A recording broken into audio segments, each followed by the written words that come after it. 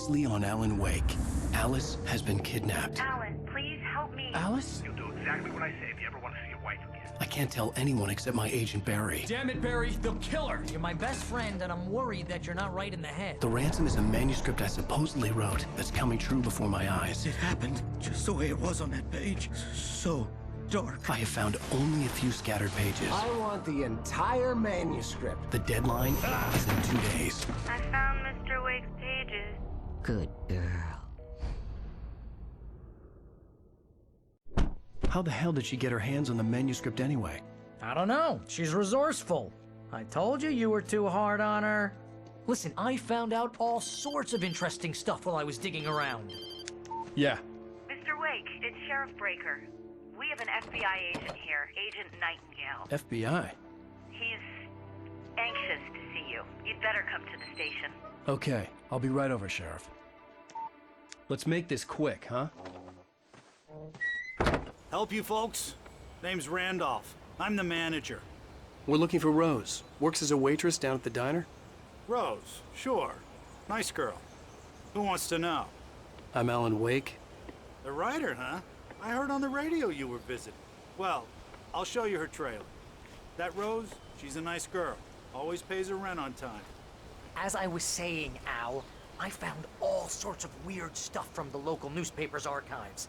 This place is crazy! Disappearances, mysterious deaths, urban legends come true, and get this, most of this stuff takes place around Cauldron Lake. Well, you ain't wrong, mister. The Indians thought the lake was a doorway to the underworld. I'm the God-fearing type myself. I don't hold with that sort of thing.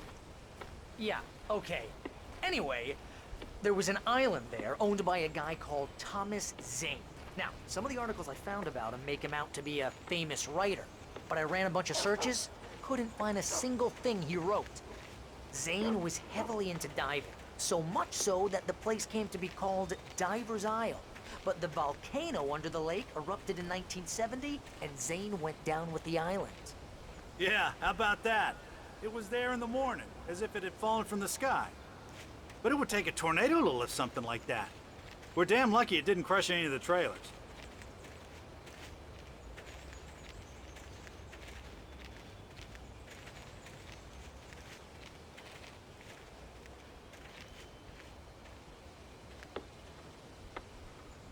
It gets better.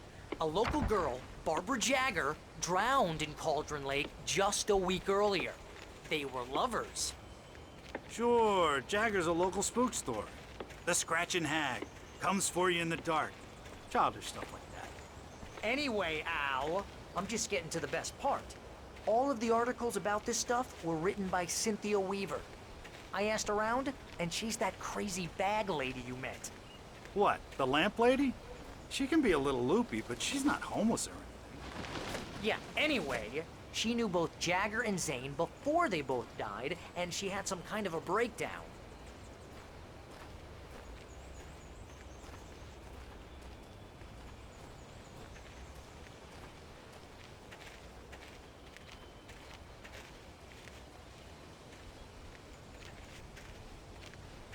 Well, mister, this here's Rose's trailer. You mind me asking what you want with her? We're just here to talk to her, pal.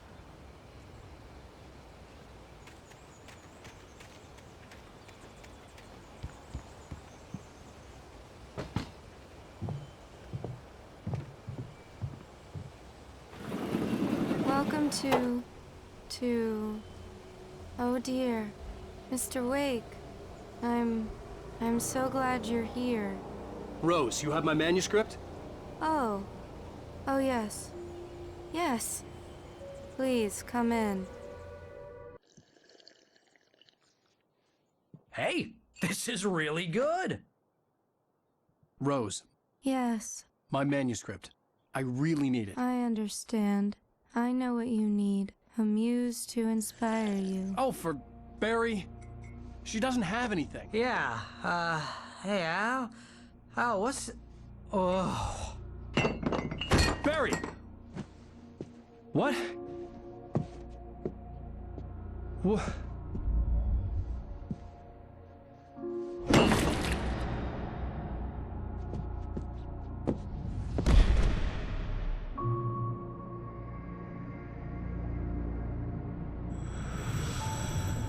It's coming for you, hiding in my barber's skin.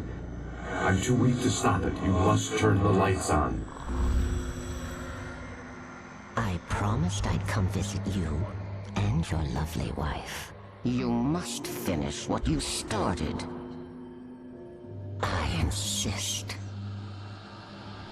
You must turn the lights on. Turn the light on. Back to work, boy.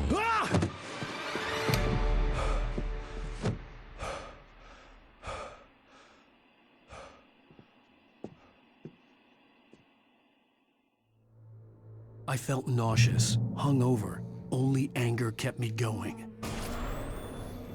I can't tell reality from dream anymore, but it seems I have an imaginary editor to help me. She's an old woman in a funeral dress. I call her Barbara Jagger. She's very strict. I'm writing faster and faster. My manuscript is being heavily revised. The edits are getting very aggressive, and each day there's less of me and more of her. I hate it, but I know she's right.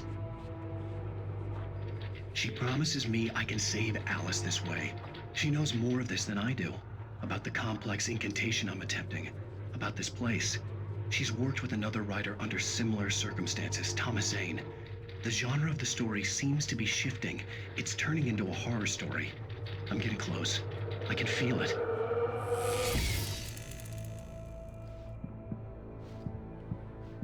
Rose took a day from me. I had less than 12 hours left to meet the kidnapper. All I could do was get Barry into the car, work something out once I got on the road. Welcome to the Oh Dear Diner. What can I get you today? Coffee? I couldn't work up much hate for Rose. Something had used her to get to me and left its mark. First refill is free. Milk and sugar on the counter there. Would you like to hear today's specials? My gun and flashlight were gone. I'd have to find a way to get Barry into the car as quickly as possible. There was no time to waste.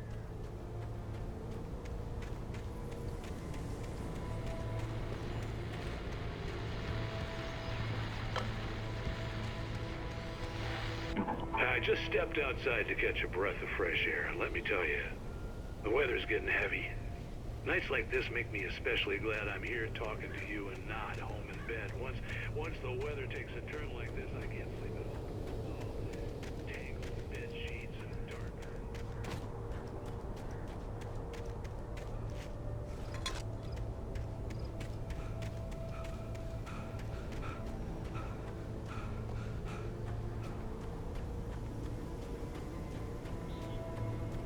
Oh, you're gonna get it now. God knows what you've done to that poor girl. This is Agent Nightingale, FBI! Get him up, Hemingway! You're under arrest! You move a muscle, I'll unload right in your goddamn face! Stay right where you are, Spillane!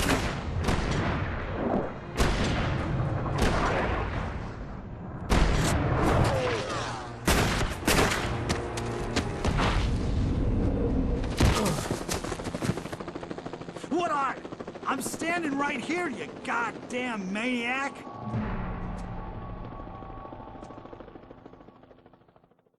I hated to leave Barry behind, but there was no way I'd miss my appointment with the kidnapper.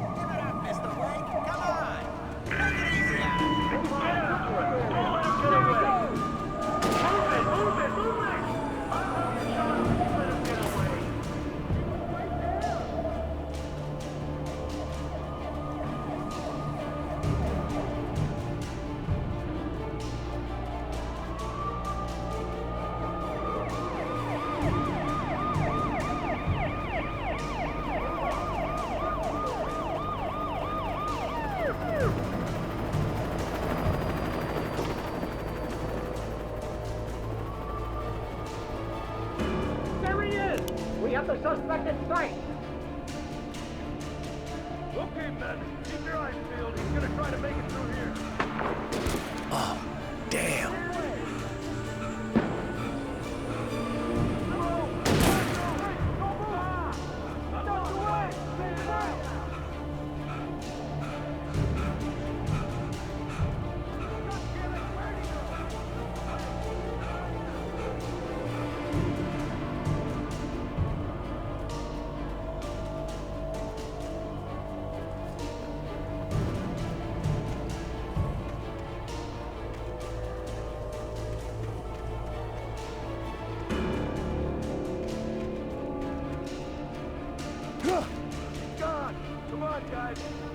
him up!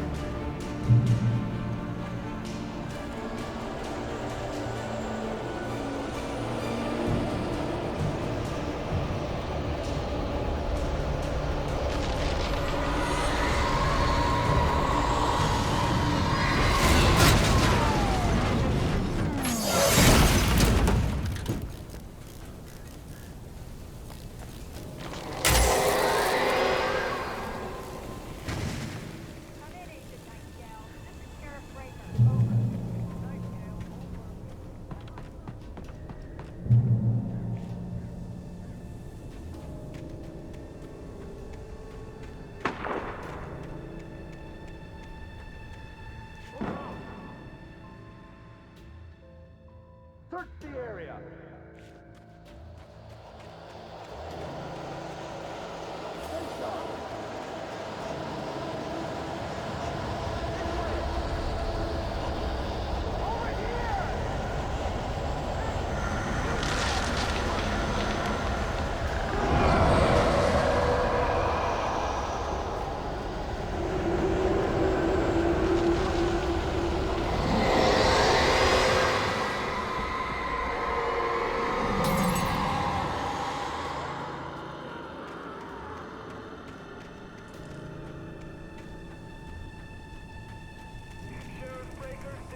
This horror was everywhere I went, circling me.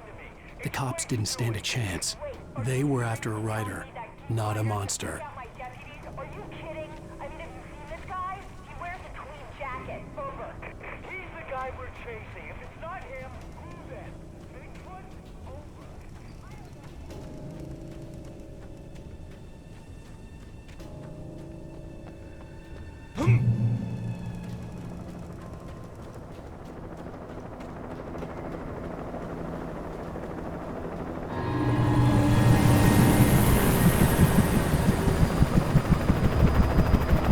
You on the ground. Hold it right there. There's nowhere to run. Freeze!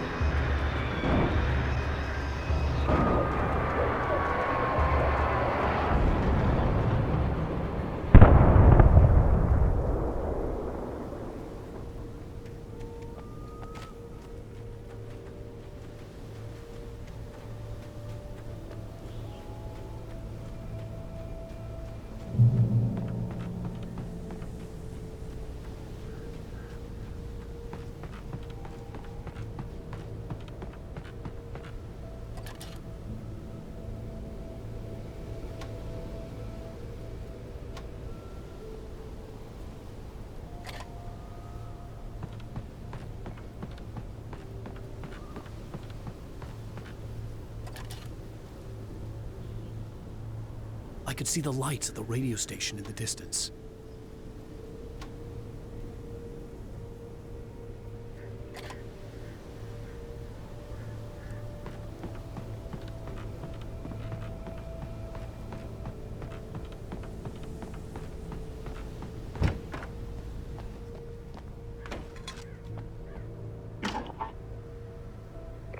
This is James. Mulligan, Thornton, come in. Over. Thornton here. James, we got both Wheeler and Rose in custody. They didn't put up a fight or anything. Why, they were... Hey, what you... Come on! Sit down and give me that. James, Mulligan here. Over. Go ahead, Mulligan. Over. We got Wheeler and Rose here. Wheeler's drunk or hopped up on something. Speaking of which, that Fed had a pretty distinctive whiff of Otis Scotch about him, you know what I mean. Over. I don't have anything on that, Deputy Mulligan. Over. Well, whatever. Anyway, Rose is just being plain weird here. You better get Doc in to take a look at both. Over. Gotcha. You better get them here quickly. The, Fed's gonna want to interview Wheeler. Over. Oh, yeah, I'll bet he does. Looks like they have a lot in common. Mulligan out.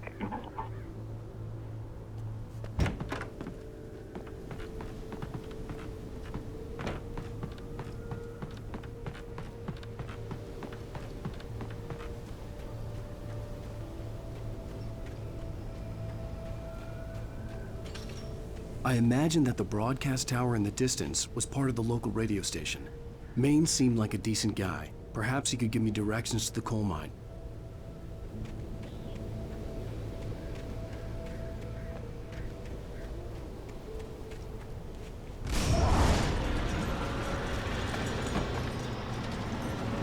Unnatural shadows clung to the gate.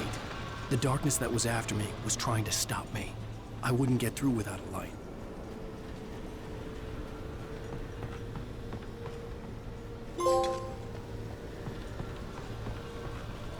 There was no power to the searchlight.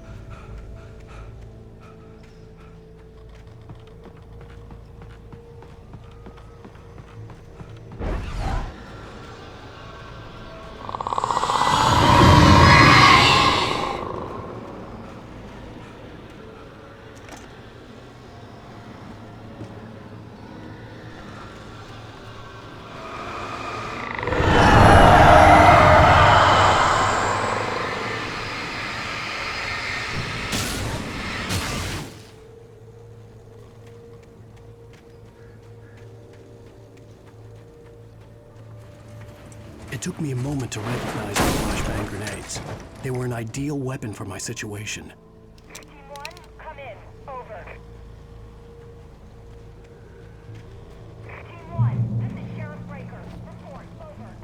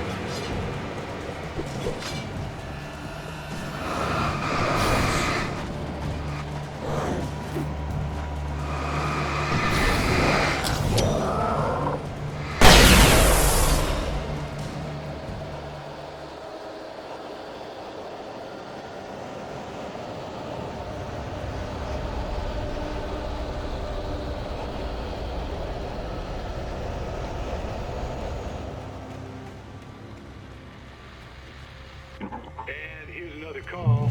You're on KBFFM with Pat Maine. It's Milt Peabody, Pat.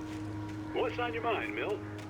Well, I live near the trailer park, Pat, and there's a big ruckus going on over there. Well, that's just up the road from me, too. What's going on, do you know? I don't know, but there's a bunch of police cars there.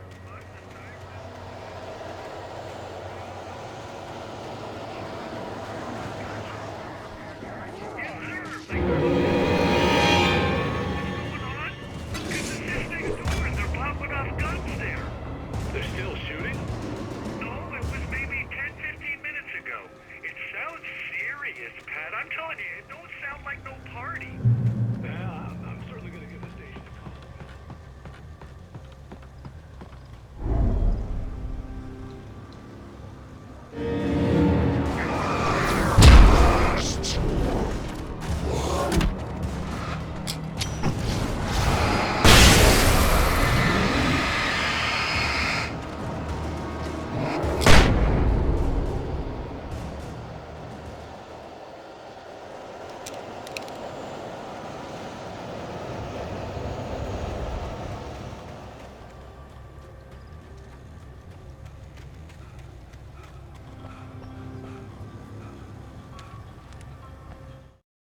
Touched by the dark presence, Rose was lost in a dreamland where everything was drawn in black and gray crayons.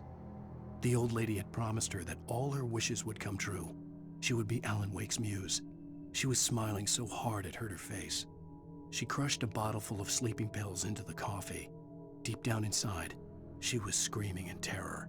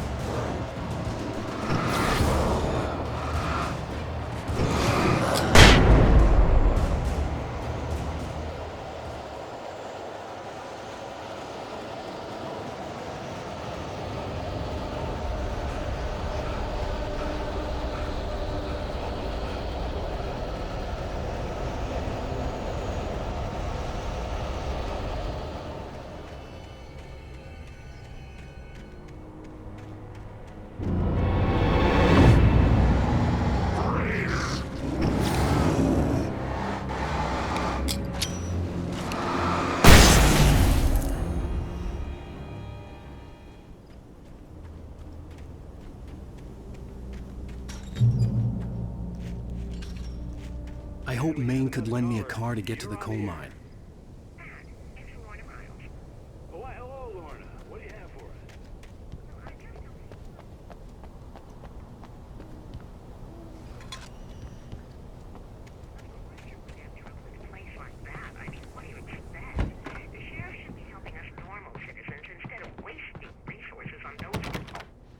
Well, You'll have to try to sort themselves out. I'm sorry, but my granddaddy settled in Bright Falls in 1911.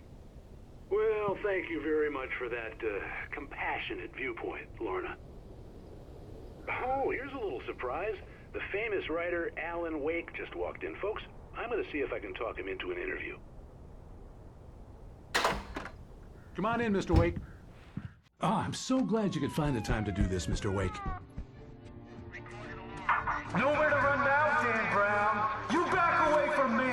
Don't hurt. Whoa, whoa, whoa. Everyone calm down. Put the gun down. We're all friends here, right? Cool your jets, Nightingale. We got him. Judas Priest! What the hell's the matter with you? There's a civilian in there.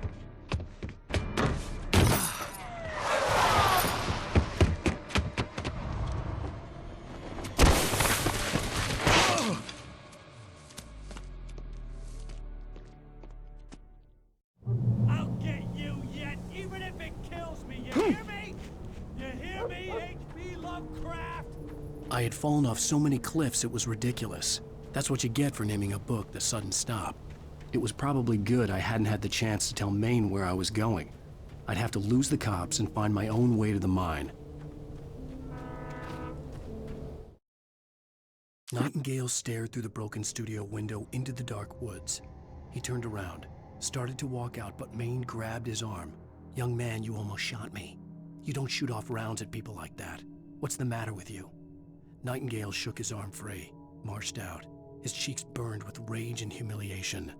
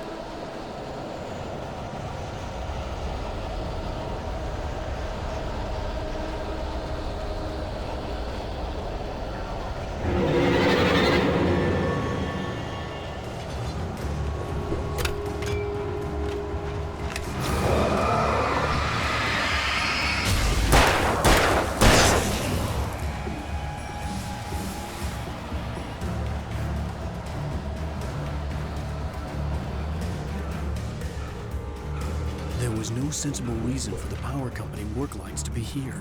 It was almost as if they'd been left for someone like me to use.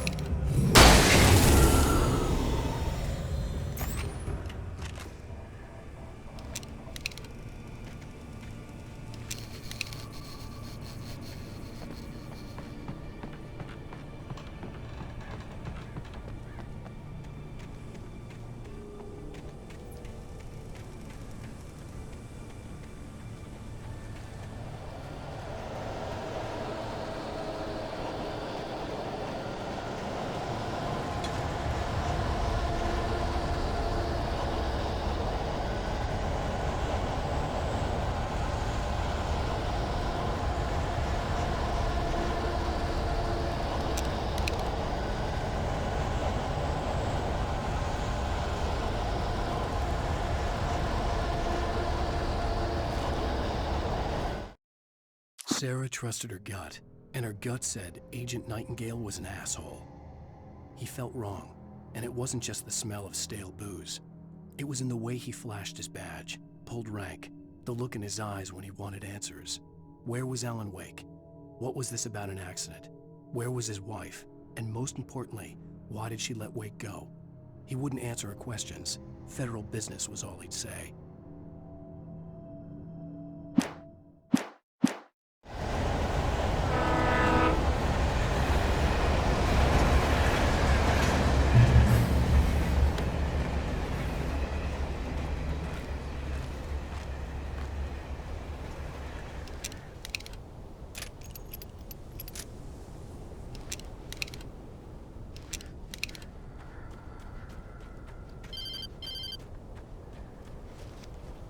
Hello?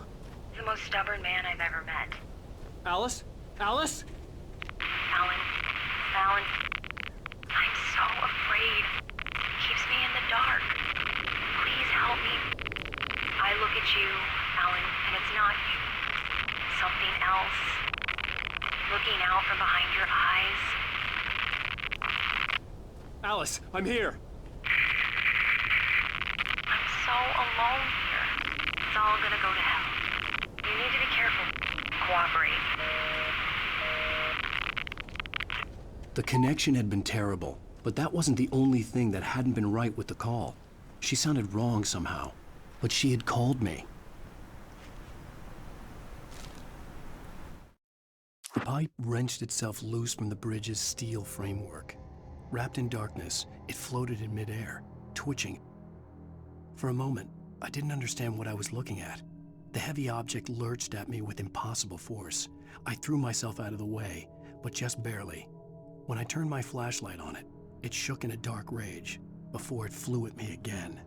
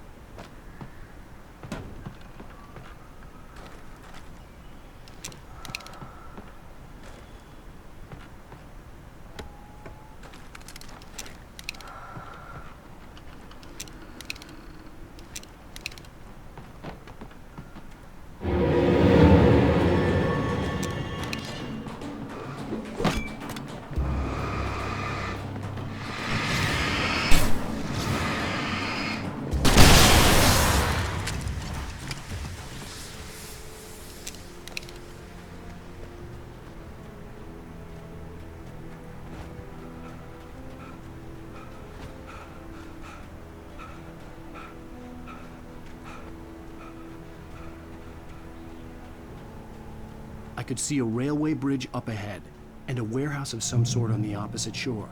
I hoped I could find a car from there.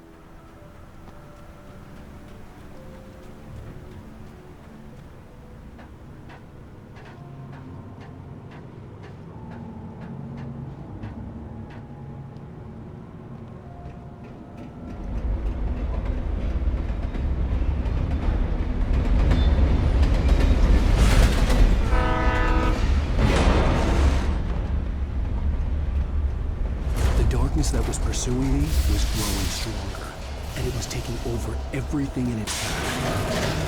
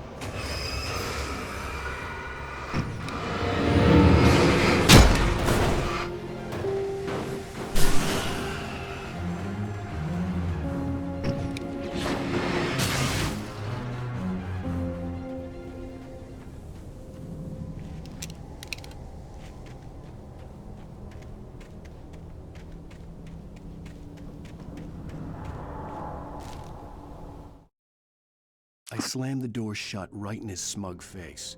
He pleaded for me to open the door. True to form, the asshole actually thought I would obey. I had no sympathy left, no guilt either, not for him. I took a moment to savor the scream.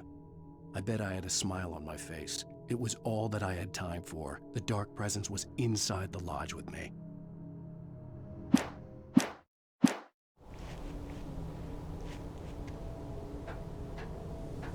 As a teenager, just starting to get interested in writing, Stephen King had been a source of inspiration to me. I thought about all the inanimate objects that had come to life in his books. No one is safe in a good horror story.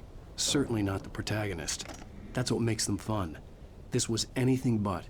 The darkness could possess anything, and it was getting closer.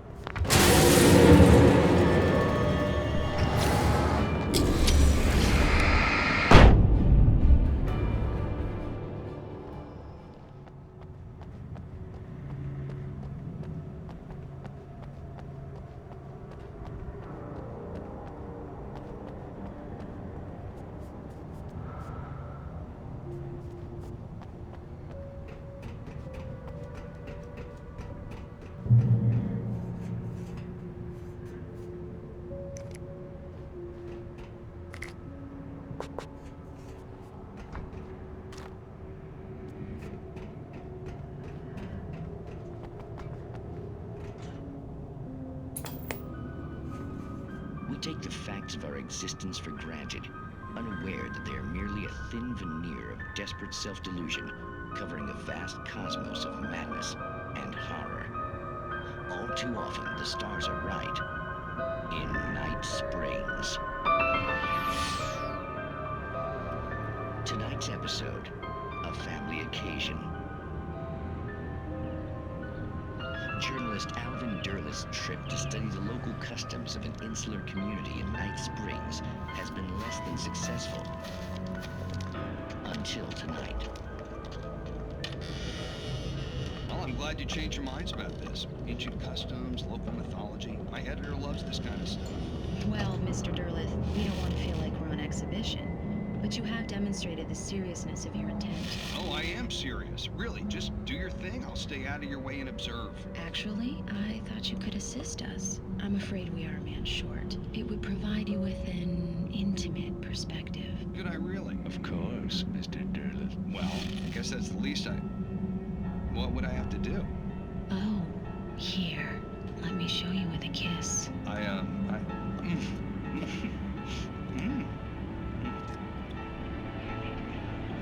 What did you...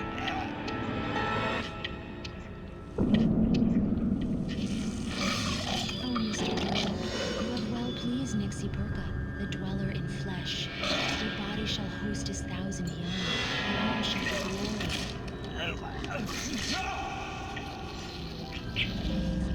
Shh, darling, be calm. Shh. Alvin Derleth learned a harsh lesson. If you go looking for mythology, it may come looking for you. And such quests always bear fruit. Night Springs.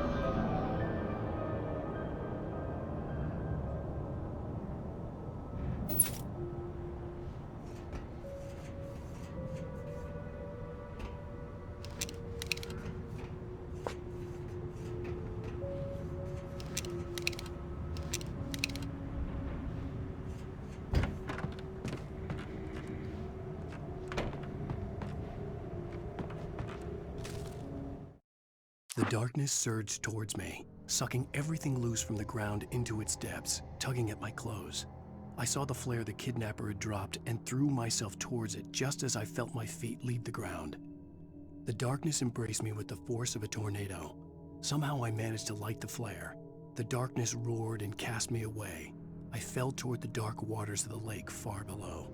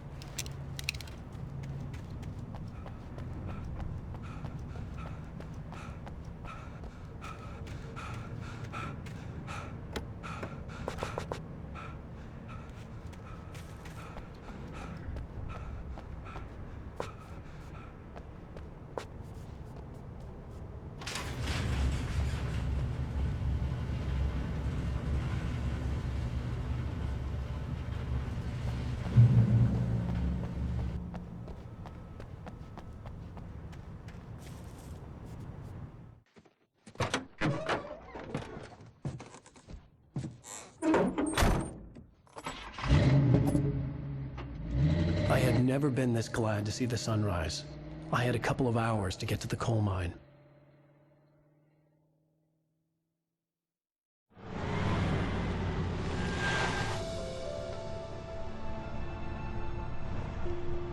The coal mine wasn't far now.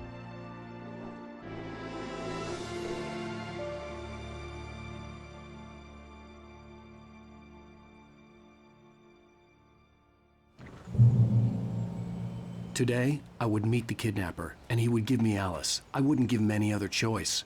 A drowning man will clutch at a straw.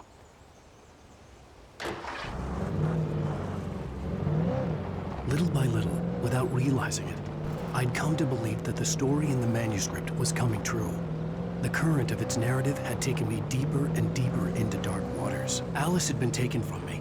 Barry was probably in jail. I was a fugitive from the FBI. The whole world taken over by the dark presence was trying to destroy me. It all felt real, but it matched a textbook case of insanity.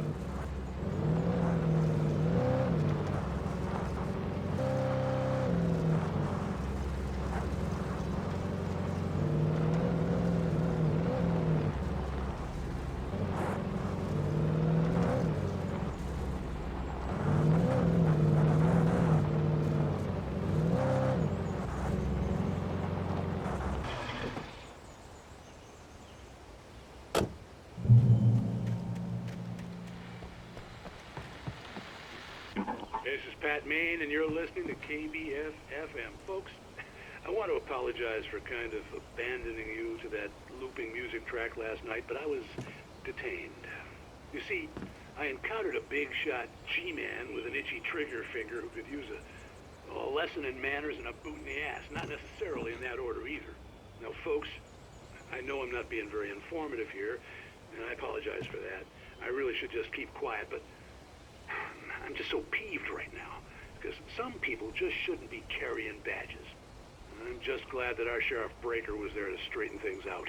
And if someone I met last night is listening, let me just say, I'm sorry if my mouth got you in trouble. I'm pretty sure you're not the bad guy here. Godspeed, son. I hope you know what you're doing. Now, on a lighter note, I'll be talking to Dr. Nelson all morning. But first, a little music.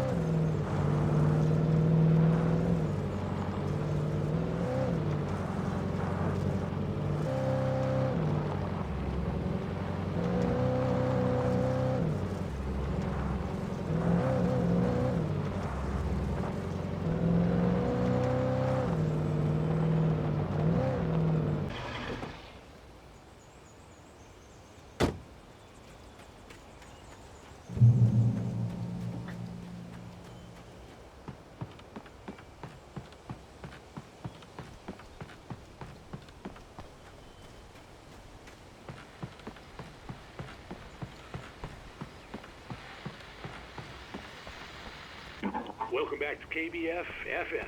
Hope you enjoyed that tune. Now, Doc, you were talking about life and finding that special someone, that soulmate. Well, you were talking about that. I was saying I don't buy it. Well, see, to me, that's strange, because I always pegged you as a hopeless romantic. You got me there, Pat. But I think love's where you look for it. And you need to do a lot of looking, sure.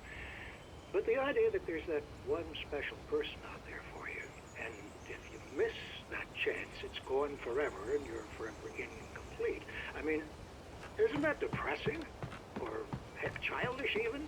There's plenty of fish in the sea. And apparently a fisherman has a fishing analogy for everything, but what you're saying, isn't that a little harsh?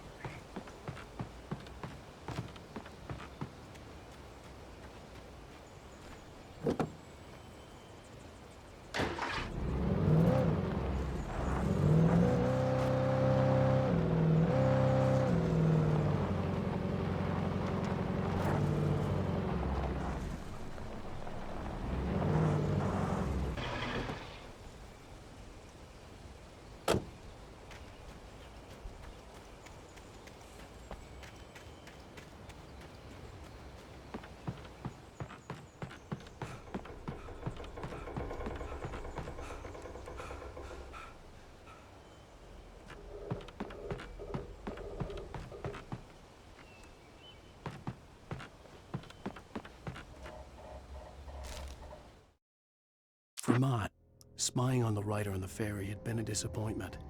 His boss had made Wake out to be something special, but Mott hadn't been impressed. He'd gotten a good long look at the wife, though, and he liked what he saw. Mott had fantasized about goading Wake into a fight, but it hadn't happened. Still, he'd get his chance to see if the writer had anything in him. He'd been promised as much.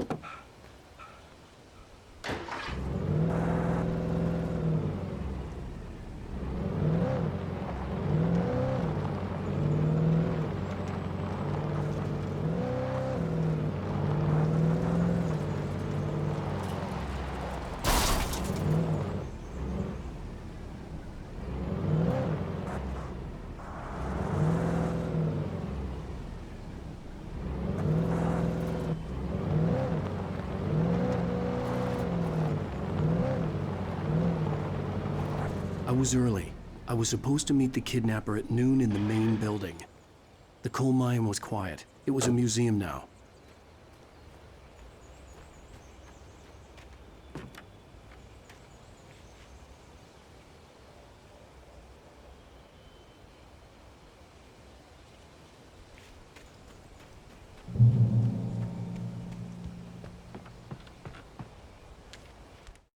With Nightingale gone and the night wind blowing in through the broken studio window, Maine stared at Sarah. The sheriff looked away. Maine's voice shook with barely controlled anger. That boy's doing more drinking than thinking. I hope you know what you're doing, Sarah. He's got a sickness in his eyes. You take my word for it. He wants Wake for a reason, and it's not for anything good.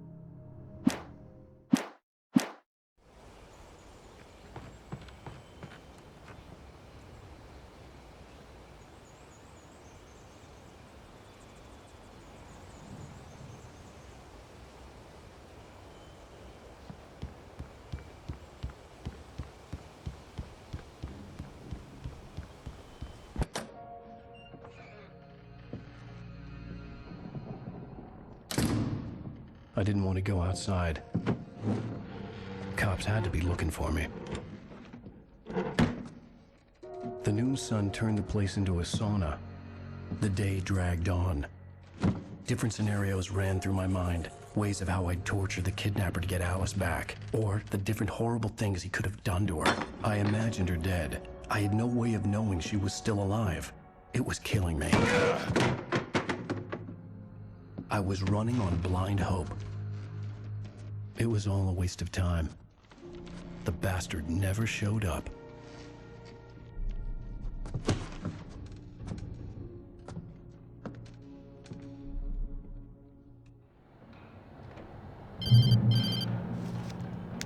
Wake! Where the hell are you? Change of plans. You know where Mirror Peak is? It's a big mountain north of where you are. You follow the path from the mine, you can't miss it. There's a lookout point there. I'll be waiting. I'm through being jerked around by you. You want to see your wife alive? Because if you do, you better watch what you say to me. Do we understand each other? I want to talk to Alice. Yeah, and I want the manuscript. Don't keep me waiting, Wake. Hello? Hello! Ah! I'm gonna kill him! I had to get to Mirror Peak.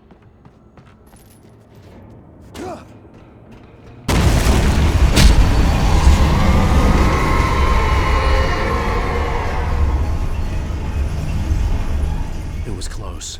Maybe closer than ever before.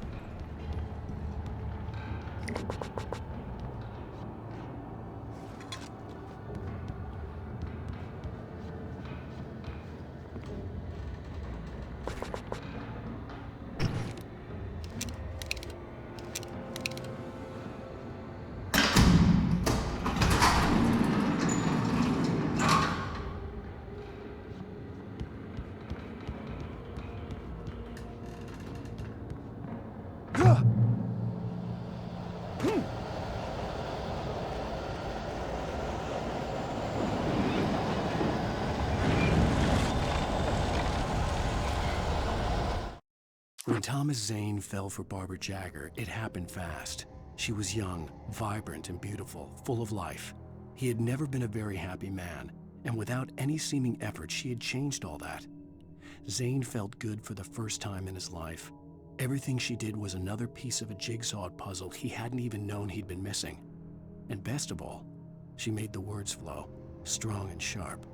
She was his muse.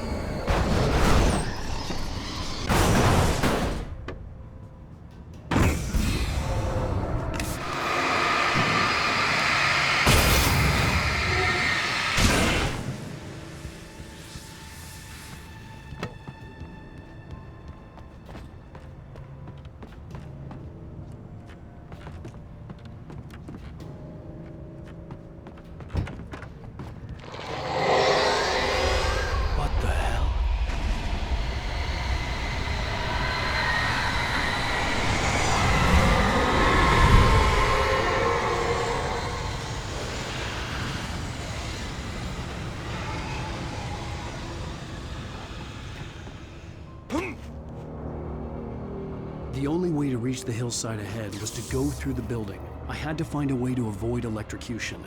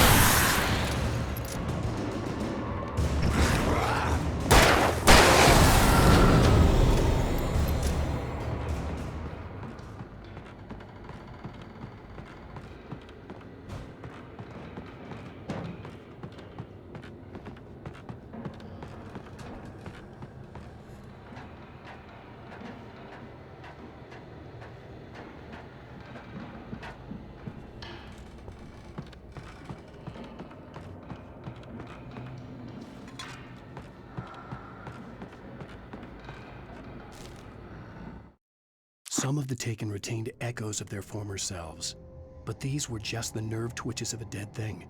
Nothing remained but a shell covered and filled with darkness. In most cases, these puppets were enough for the purposes of the dark presence. But for anything more elaborate, as with the writer, it was different. It needed his mind. And so rather than taking him over completely, it merely touched him.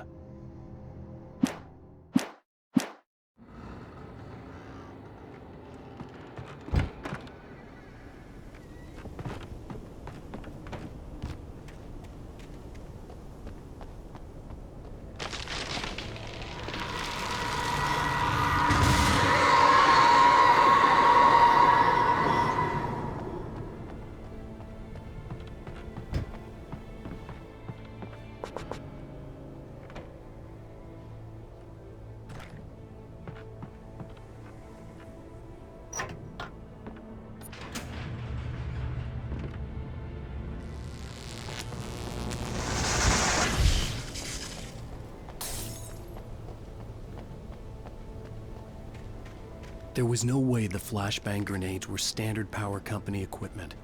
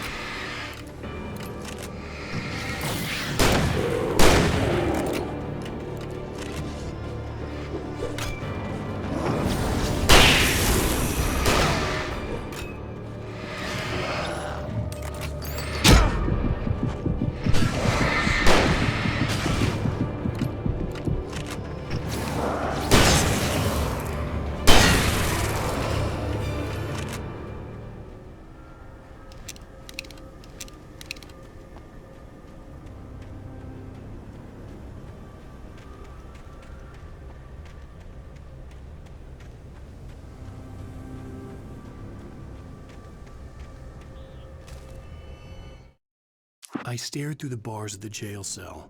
Barry stood behind me, swaying on his feet, looking as ill as I felt. Agent Nightingale stood on the other side of the bars with Sheriff Breaker. Nightingale had a stack of manuscript pages in his hand. He seemed unhinged as he gloated. "Well, I've got you now, Raymond Chandler. It's all here, all the evidence, including conspiracy to murder a federal agent."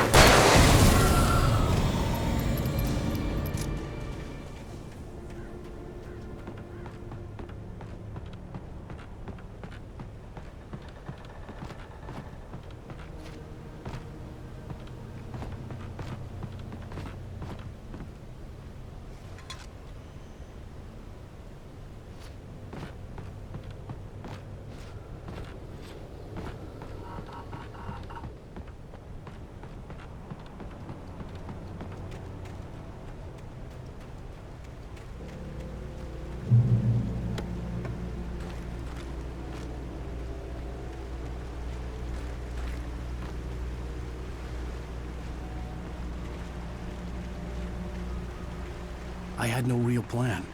I was going to give the kidnapper all the manuscript pages I had for Alice. If that wasn't enough, I'd hold him at gunpoint and make him talk.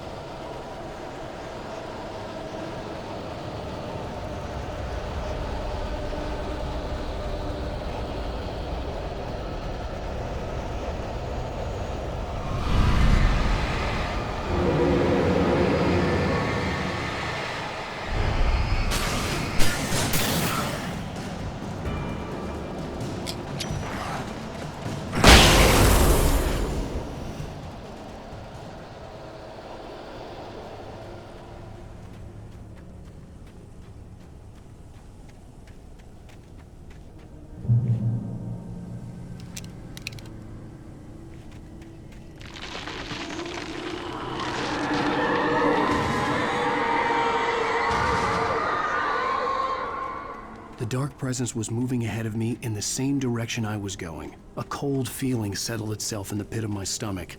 Was it going for Alice?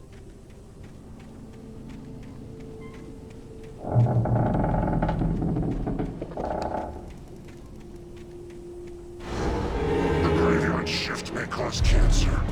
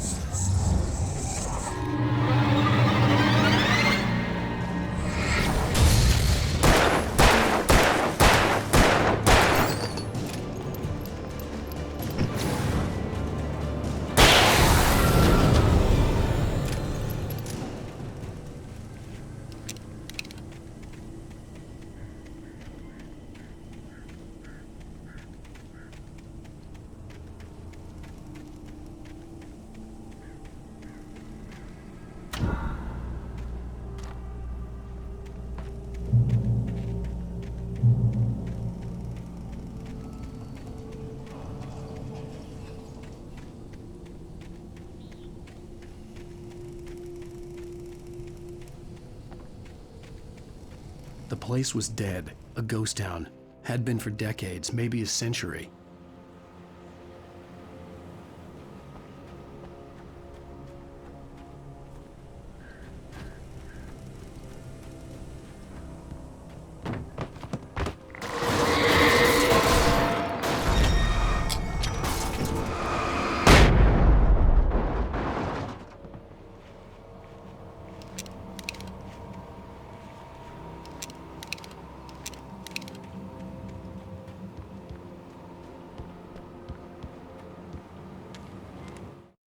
Things were never as simple in real life as in fiction.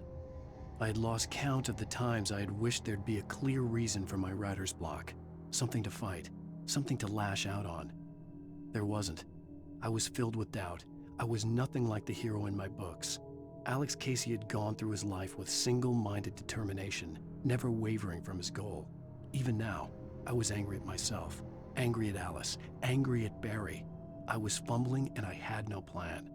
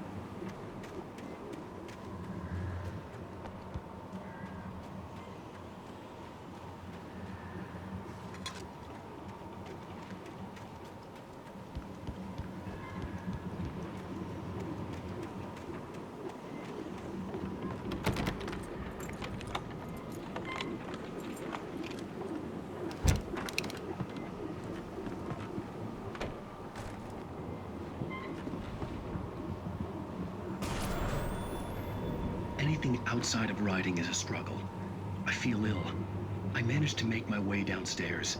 There's a shoebox filled with books and papers by Thomas Zane. It's very hard to focus, but I managed to read some of it. He's a poet, and a good one. He writes of muses and creators summoning fabulous things from a magic lake, using his powers to shape the world of a realm of gods and dreams and demons, dark things that wait for a chance to slip through, wearing the flesh of men as disguise. Zane writes about himself, his girlfriend being taken over by a dark presence, about growing scared of the lake. Zane believes it's a mirror to the gaping void of darkness above, where some Lovecraftian presence lurks. I crawl back upstairs. I'll borrow these things for my story. They ring true. They fit.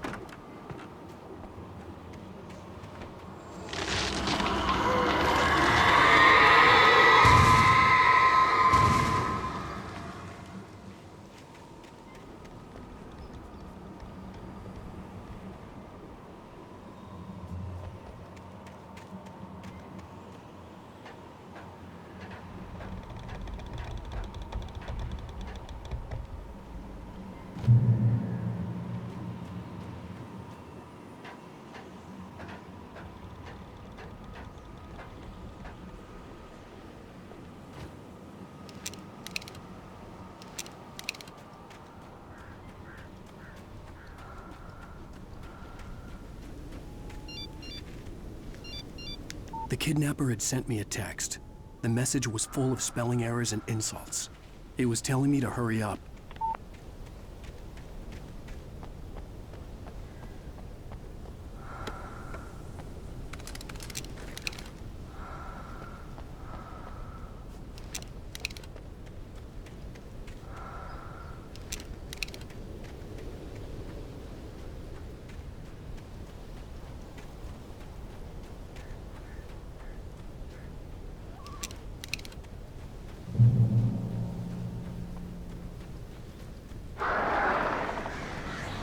Birds.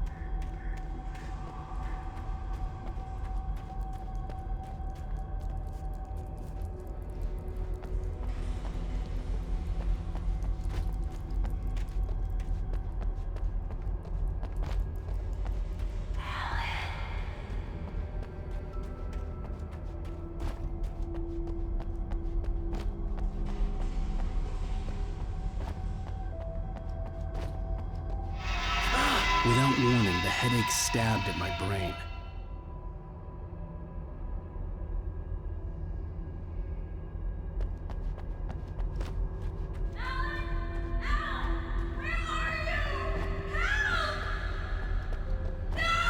Alice?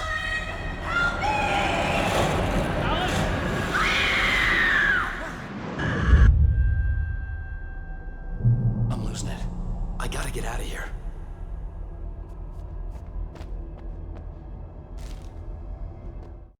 The hunters were big, thick-set men, confident and at home in the woods. They were feeling good, running on beer, ghost stories, and camaraderie late into the night. It did them no good, as they were taken by the dark presence, sucked deep into a darkness far worse than any ghost story they ever told or heard.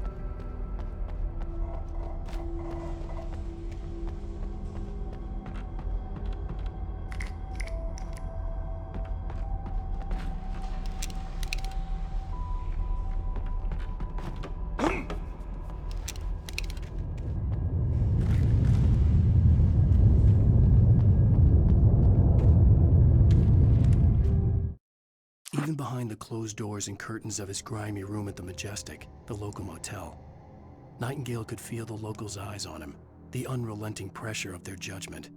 He forced it out of his mind. For all he knew, they could all be under Wake's spell already. You do what you have to do to get the job done. He took comfort.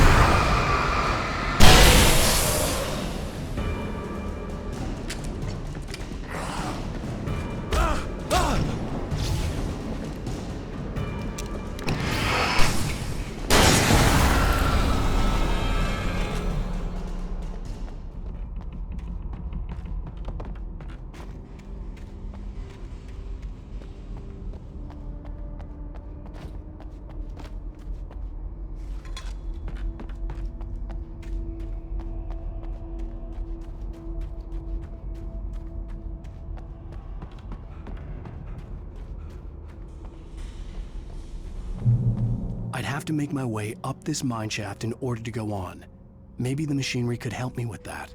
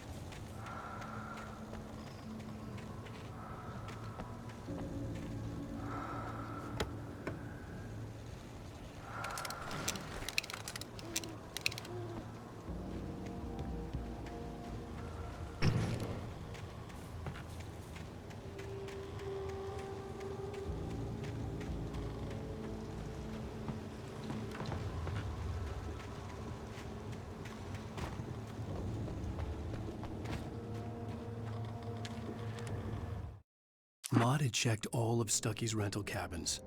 There had been no sign of the Wakes.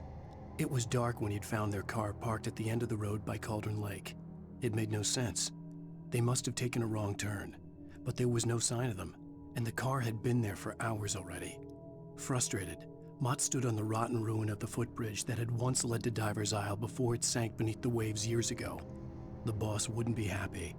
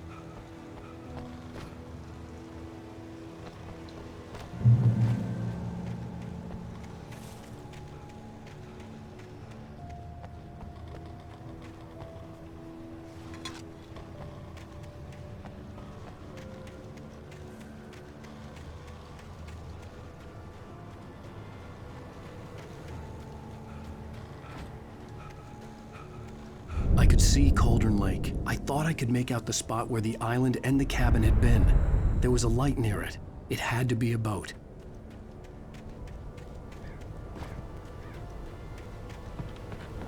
I was close now. I had to get there fast. I dreaded what I would find. Wait! Are you? Wait!